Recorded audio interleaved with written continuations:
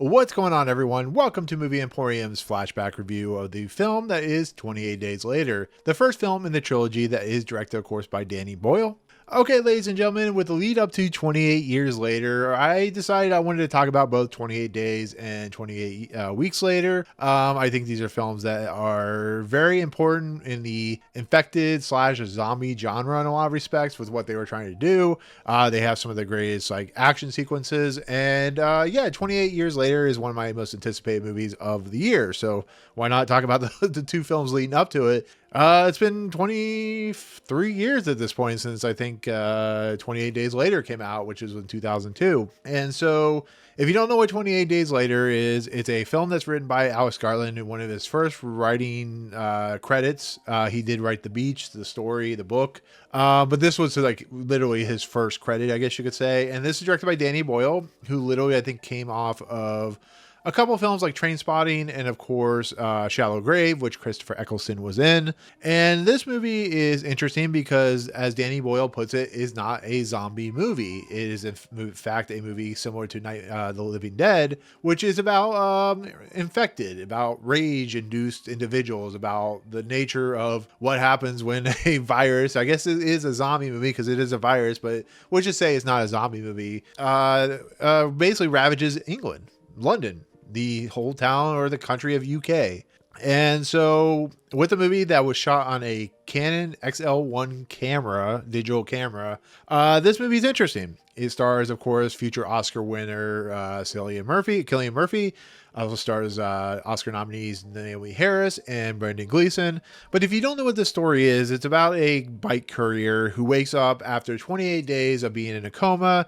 He finds himself in a hospital that has been deserted, and he wanders out into London, UK, that is also deserted. He walks across the famous bridge that is the background of my green screen, and it becomes a story about survival in an apocalypse where things have gone to crap in a lot of respects. So along the way, he meets a couple characters played by, of course, Naomie Harris, who, of course, plays the young woman in this movie. Once again, one of her first roles. These are all unknowns at this point, which is pretty crazy. But along the way, they also meet a daughter and father. The father, of course, is played by Brendan Gleeson. The daughter actually is not really well known. I think we only did a couple movies. And they find themselves basically surviving in a world where they are constantly being attacked by all sides, whether it be the militia that is now formed, as we see with the Christopher Eccleston group, and of course the rage-induced people that are now technically zombies. Let's just say they're technically zombies, even though Danny Boyle says they're not.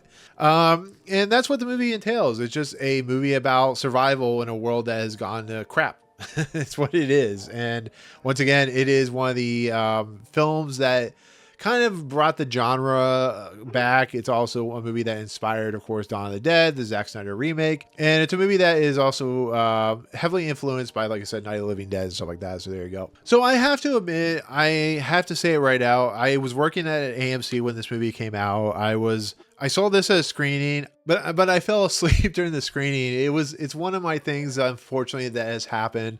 Like I said, I was only in my 20s, like 21 at this point, and I went back and rewatched this, and I wasn't a huge fan of this movie, to be fairly honest. I don't know why I wasn't a huge fan, because now I am. I think it's one of the most inventive horror films in probably the last decade, or not decade, but last 50 years, to be absolutely honest with you. I think it's one of the most inventive when it comes to what it's doing. I mean, once again, we'll go back to, not only was it not shot on film, it was one of the early proponents of digital video. What we know now is digital technology, using cameras with hard drives and stuff like that. But it was shot on a Canon XL1, and you can tell early digital technology was pretty bad, to be fairly honest. This movie looks like butt. It is very grainy. It is very handheld. It is very held together by tape. But what makes this movie so interesting is not only the nature of what Alex Garland and Danny Boyle are doing here, but the simple fact that the acting is amazing. The set pieces are amazing.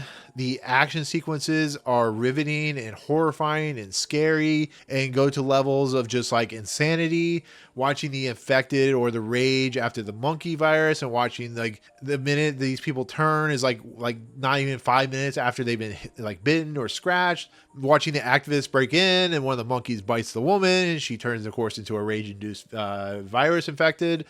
And then watching, of course, like the Brendan Gleeson character get bit, and he turns automatically, and watching them run, which is not something that you truly get see a lot of times in, of course, infected movies or rage zombie movies outside of Dawn of the Dead. It really is a movie that just invents as it goes along. It invents the wheel, invents what these movies can do, and that's what Danny Boyle is like really capable of doing. He's up there with like the Guillermo del Toros, and he's up there with the Christopher Nolans, and he's up there, you know, with the Michael Bays and stuff like that. He really has a good sense of like how to shoot things, even if the quality of the picture is not great, which it really isn't.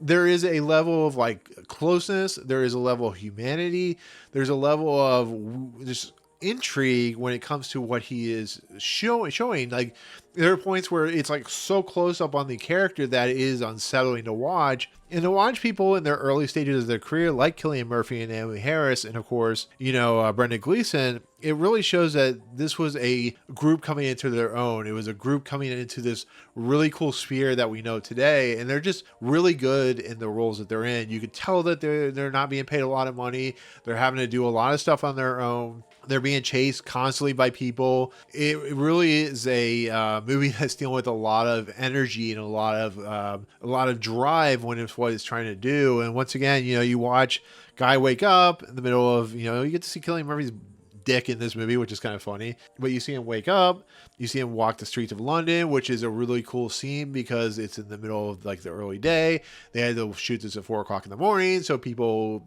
you know, because this was funded by the National Lottery, they were able to shoot on the London Bridge at a specific time at 4 a.m. in the morning. So that cool shot of him walking across the bridge is something that doesn't happen. You know, the only movie I've ever seen where they've closed down a major intersection or a major tourist area is, of course, in Vanilla Sky. And so with this movie, you get to see those cool shots, and you get to see a world that is very desolate, and it's well shot and it's well put together. It just is so grainy that sometimes it's hard to see, especially at night. But it leads down this path of just like each character that comes in the mix, you constantly feel that they could be constantly in danger. They could constantly at some point be bit. Of course, the Naomie Harris characters, person that she's with gets bit, and she just automatically just chops him to death, which is pretty. I thought she was chopping off his hand, but no, she's going to town with that axe. And then you're watching the zombies attack them, and they have to survive. And it's really heartbreaking when you get, like I said, the Brendan Gleeson character and his arm. You know, he gets bit. And he's like telling his daughter to get away from him, and they need to run, and he turns into an infected, and of course he's shot and killed. It's really potent stuff. I think the first half of this movie is absolutely perfection. I think the second half is a little weaker because it gets into the territory of like bad militia guy who's constantly giving off vibes like he's going to rape somebody, rape one of the women. And Christopher Eccleston is just not a very nice person, and they're not very nice people. And I love the simple fact that they have one of their people is turned, so they have him on a chain, so he's constantly like running after people. And that plays later on is kind of a, you know, aha moment because, you know, of course, Cillian Murphy like removes the chain as he goes into Superman mode and starts killing people. That's when the movie kind of falls apart, to be fairly honest, where it just feels like it needed some kind of ending and kind of action set piece. It's not bad to say, it's not like terrible for say, but it really shows that there's some constraints there. And I still like, you know, watching Cillian Murphy go like supernova people, which is a lot of fun. And I think I heard he did this in Sunshine. A lot of stuff I heard, you know, through other podcasts, but where this movie just once again really sets its sight on how great it is. It's just the close moments, the touching moments, the quiet moments with the crew, with the group of individuals, and watching these young actors to what they eventually become and how good they were. So I really appreciate that. And on top of that, I think Alex Garland's script is really well done. I think John Murphy's score is fantastic. It sets the mood. It makes you kind of go further and further into the creepiness of the score, into the story itself. It kind of breaks into a crescendo. It's really well done. once again, even with the limitations of digital technology and digital video back in the day, there is a level of just like uncomfortability. There's a level of just you don't know how it's going to play out. You know, you feel like you're kind of there. You know, once again, you look at something like Cloverfield, it has that aura of just being like chaotic and messy and just really good at what it does, and I really appreciate it for that. And so once again, I really love this film. I really do. I have grown to appreciate this film, and I can't wait to talk about 28 Weeks Later, because that to me has like one of the greatest opening acts of any movie you'll ever see with what Robert Carlyle does. But Danny Boyle proves once again, he has proved with Trainspotting and with Shallow Grave, that he is very competent as a director, and he knows exactly what shots he needs, where he needs to place them. He knows where his actors need to be. Sometimes he lets his actors like facilitate themselves. Maybe he'll follow them and let them do their own thing, like I feel like what he's doing, what Cillian Murphy's doing when he's walking over that bridge. And yeah, it's a really fun, really entertaining, infected movie. Really great to watch, really interesting to watch. It may not be for everyone because of the video technology, which I totally understand, but I think this is a movie that if you want to see a great horror movie of the 2000s, plus just a great horror movie in general, 28 Days Later is right up your alley. So with that said, I highly recommend this movie. It's great. So there you go. Anyways, with that said, that is going to be my take on 28 Days Later. Once again, it's directed by Danny Boyle, who is coming back with Alex Garland for 28 years later. So I'm looking forward to that. But yeah, there you go. So anyways, thank you so much for watching. Comments below. What do you think of 28 Days Later? What do you think overall of the aesthetic? You know, you can make fun of the camera work. I mean, it is what it is. But what do you think about the fact that like there's like 4 major like people that are in this movie? Tell me what you think. So there you go. Anyways, with that said, thank you so much. If you like what you see on the channel, hit the subscribe button to join Movie Emporium. Hit that notification bell. Top fun is coming next. If you like this video, awesome. Hit that like button. And as always, we'll see you guys on the next video. Peace out, guys.